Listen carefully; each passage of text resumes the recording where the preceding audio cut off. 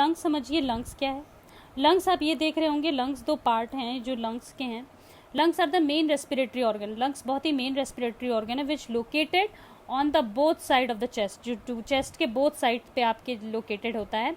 Inside the lungs bronchi branches, जो inside lungs हैं वो ब्रोंकाई ब्रांचेस होती हैं class, into the fine narrow tubes called bronchioles. ये जो ब्रांच आ रही है वो ब्रोंकाई है क्लास, और ये जो इनसे सब ब्रांचेस निकली हैं उनको आप कह रहे हो ब्रोंकियोलस, BRONCHIOLES, ठीक है।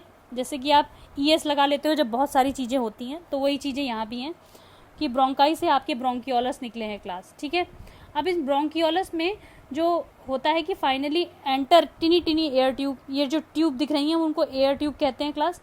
इन एयर ट्यूब को एल्वियोलाई कहते हैं, जो कि एंड मतलब ब्रोंकियोला के एंड में एयर ट्यूब लाइक स्ट्रक्चर होता है, एयर ट्यूब स्ट्रक्चर्स होते हैं जिनको एल्वियोलाई कहते हो, which gets filled with air.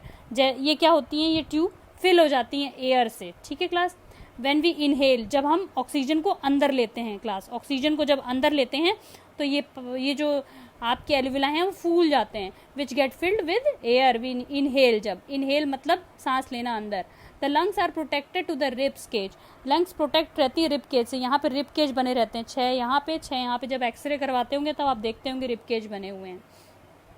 The lungs are protected for the rib cage and supported by a large flat muscles, एक सपोर्ट करती है एक लार्ज फ्लैट मसल्स को, मतलब इनको, ये पूरे ऑर्गन को, जिसको आप डायफ्राम कहते हो। Diaphragm is the basal part of the basal end lower part which are present lower side of the lungs, and we can say that which are present lower side of the आपके rib cage के, ठीक है।